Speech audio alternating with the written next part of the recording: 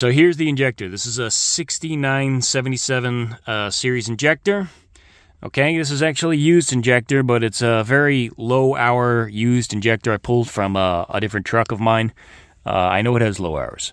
So when you're going to do one of these injectors, you know, or if you're going to reuse your other injector and you think you need to replace these, so go to the Freightliner or the Detroit, get your O-rings. You got 2 small black O-rings and 1 larger O-ring.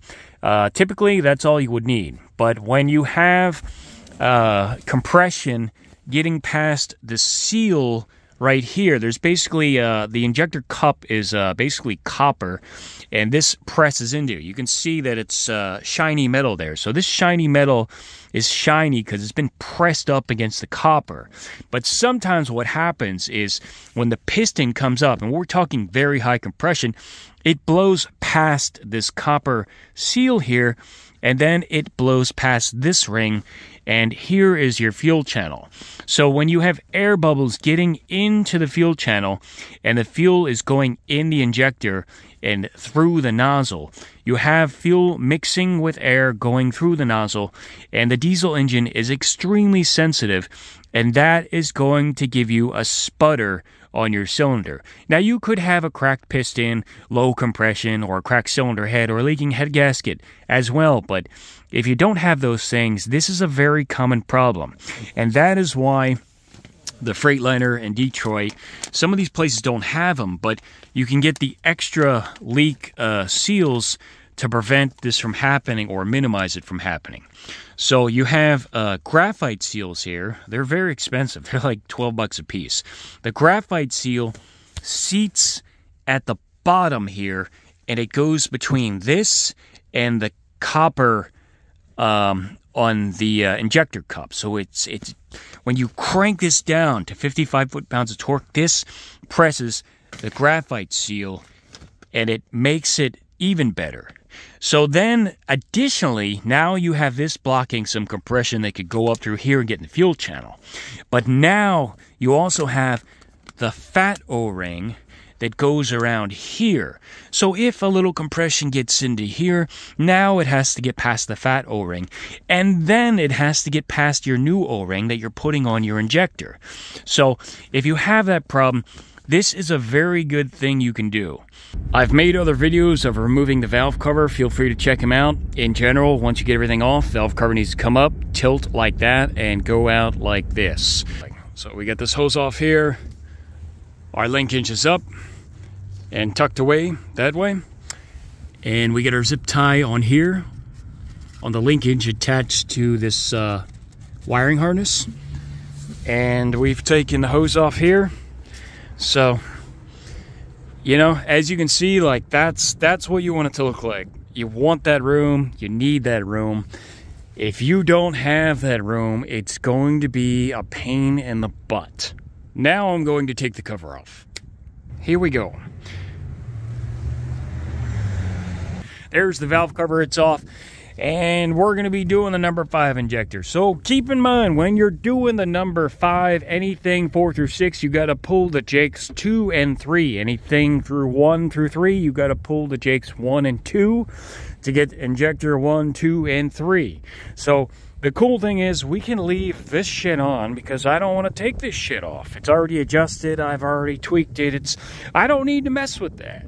But what I got to do is get this off, and you know, I gotta get it off. The sun's going down, I'll be working in the dark. So, gonna take these off, put them up on the radiator here and here. And then we gotta get to the rocker roller assembly. Be real careful, because some of this is ceramic and some of it is steel. We don't wanna mess that up. We gotta baby it, because any scuffs on this can mess up your cam shaft, and you don't wanna mess that up. So, we're going to get this off. I do have other videos posted showing how to get these off. They take 12-point sockets. I think it's 13 millimeter or 12. Haven't done this in a while, kind of forgot.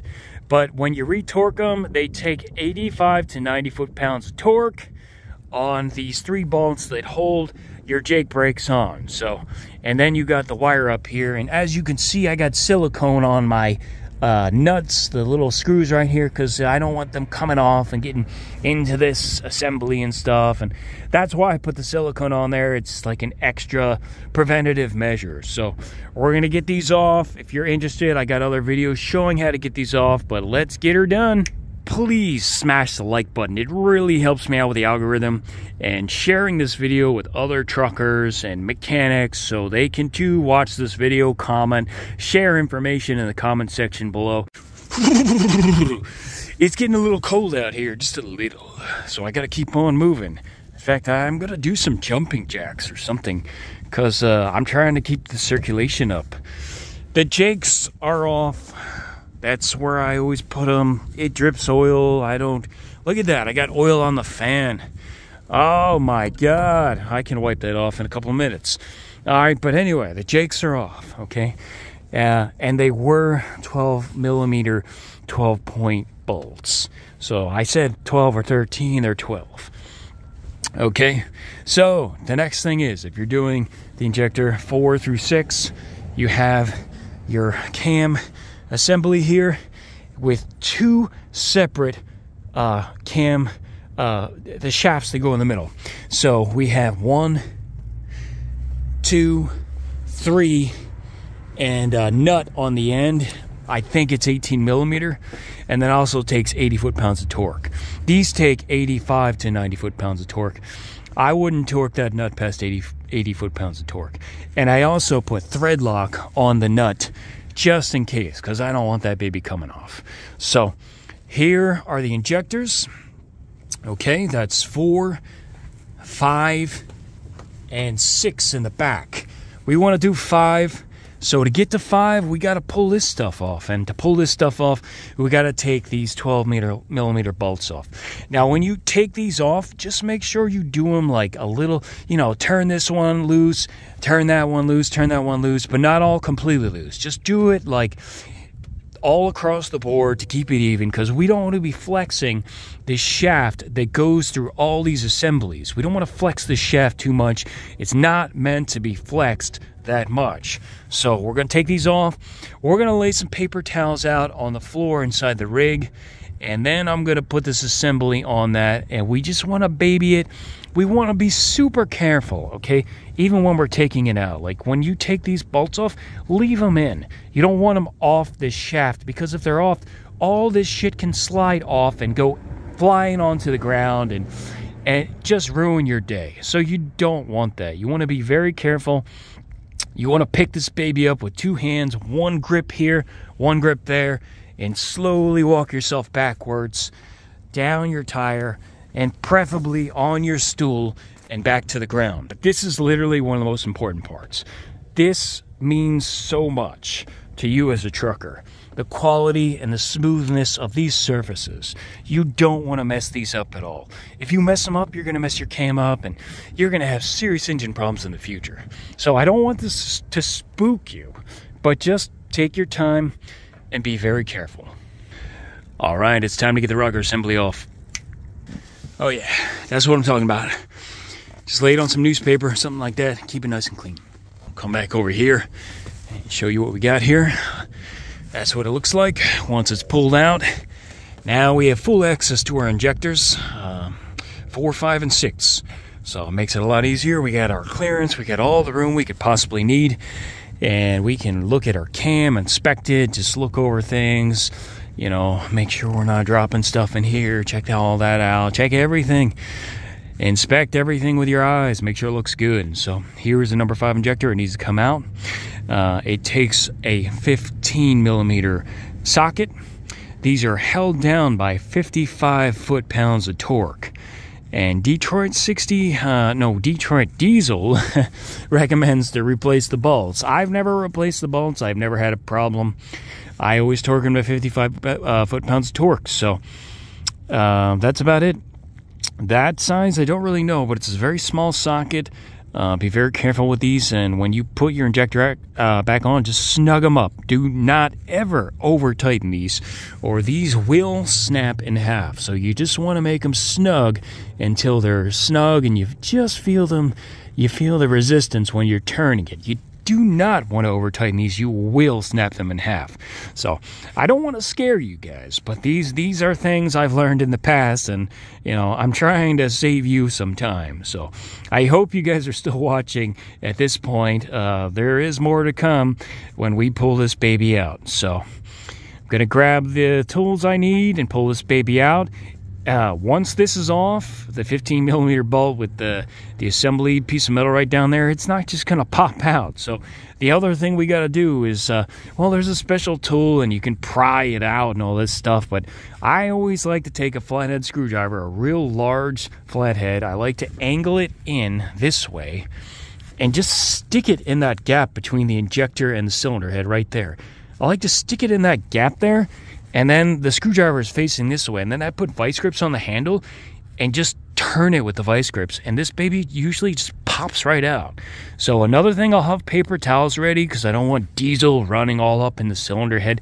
And we are on the number 5, so as you get down to this range, the 4, 5, and 6, if the engine is tilted, let's say you're like engine slightly leaning down towards the rear of your truck, the front, so let's say if this side is higher and that side is lower, when you go to pull number 5, a ton of fuel is going to flood into the number 5 cylinder. So yeah, don't want to scare you, but another thing you want to do is you eventually want to get the number 5 cylinder piston to the top dead center, and we're going to be using the auxiliary gear housing nut right here on the front to crank the engine over so we can get the number 5 to top dead center, and then soak up as much fuel as we possibly can in the injector cup before we go putting other injectors on and stuff. Yes, I'm very happy. I don't need coffee. I don't need stimulants. This has woken me up completely. It's 30 degrees outside and I'm loving it. All right, we got the injector pulled out and we can see what's going on here. So there is some hope. There is some hope. Okay, let me show you the injector. Now, as you can see, it's all crudted up at the bottom here, and there is some soot right here. So not much though, not too much.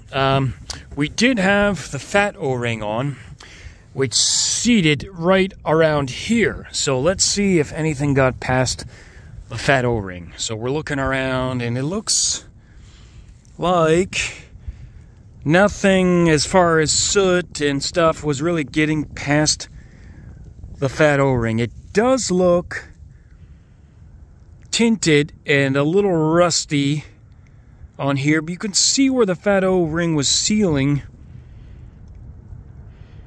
I would say it's not super dirty, but some of the crap down here was blowing past up here. So the question is, did that little O-ring at the bottom stop anything from getting into the fuel channel? So now we look at the fuel channel, and yeah, it's going to be clean because diesel's keeping it clean, but are bubbles getting up and going into the fuel channel and causing the stumble? So here, let's come over to the injector cup as I squeeze in here and let it focus. Now the bottom of the cup, look at that. It does look a little pitty. So the camera is not focusing completely, but it does look like, it looks like I have a graphite seal at the bottom there. Yes, that appears to be a graphite seal. So this is not the best news. So I'm getting the sputter on number 5. I know I'm getting air bubbles in the fuel, very small amounts of air bubbles. All the fuel lines are replaced on this truck except for one, but they're not leaking, the ones that are not replaced. My best bet as of now is to, go in there, get the old graphite seal out, clean her up, inspect it with my eyes and not through this camera, because, I mean, I'm not seeing everything right now. And go from there. Slap the new O-rings on the other injector, slap the fat O-ring on, and the graphite one on, and put it back on. So it's possible also that this injector is just getting old. it's sputtering. So sometimes when I rev it up, the sputtering goes away. It could just be this injector. But when it comes to these Detroit diesel engines, you know, sometimes you can't always figure it out right off the bat. So my best bet is to swap the injector, swap the O-rings, put the fat O-ring on, the graphite one, use this as a core return, and get a brand spanking new injector for the future to keep it in my truck and have it. Let's go over one other thing here. Okay, now when I pulled the injector out, the piston was basically at the bottom, and like I said, the cylinder just flooded. All this fuel was building up here, so I started packing these paper towels in here immediately. That's what I was doing. So packed them in there, put a flathead screwdriver in the hole, spun the paper towels around very lightly and carefully, you know, to clean up the outside walls where the O-ring seat.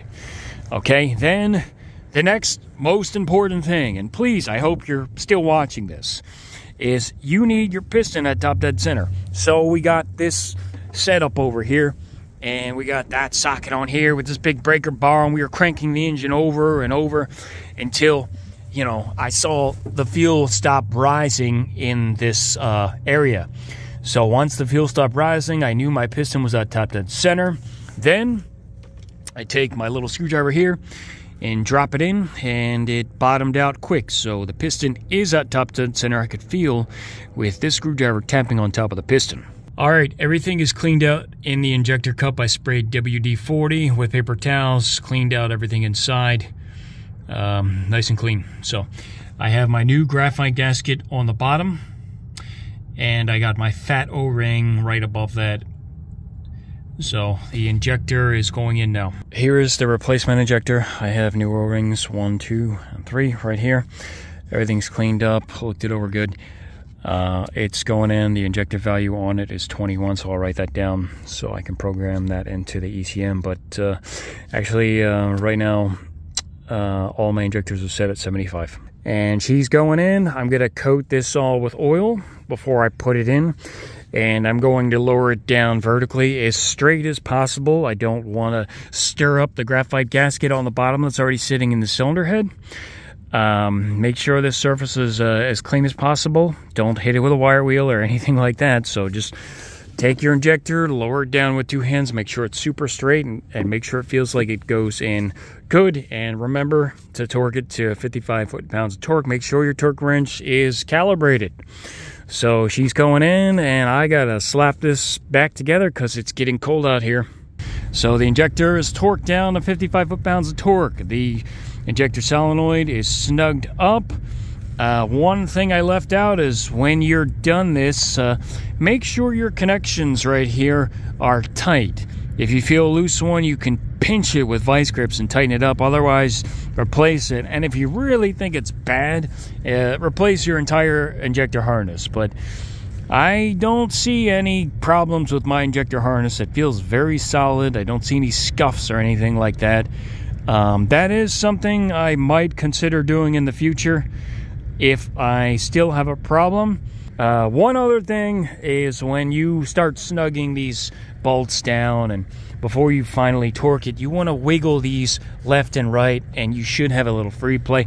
Sometimes, like this one's pushing down on the injector, so you might not be able to wiggle the middle, but you want to wiggle it and make sure these have free play before you go torquing everything down.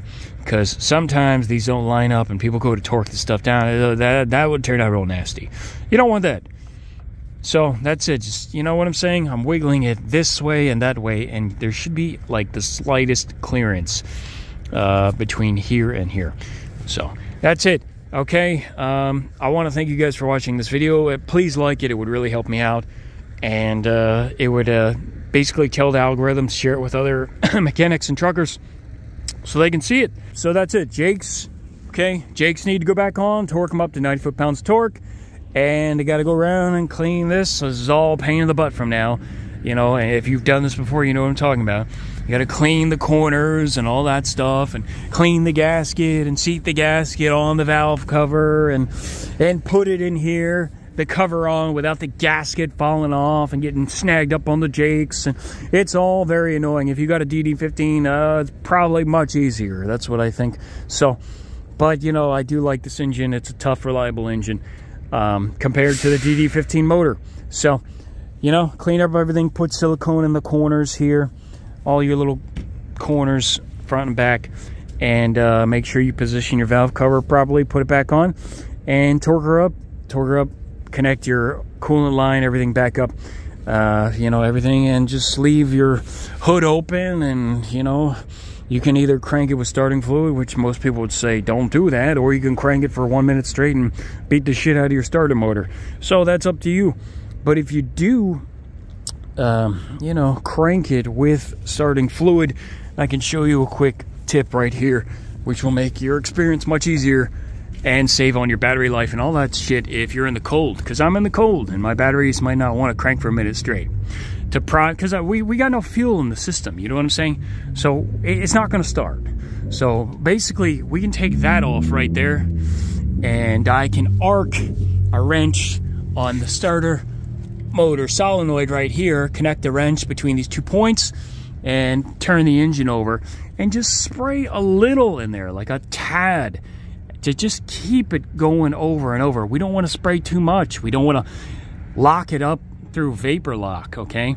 But if you do that, you can actually just kind of just spray it and get the engine over, and then it will prime itself and you won't beat the piss out of your starter motor. So that's another option.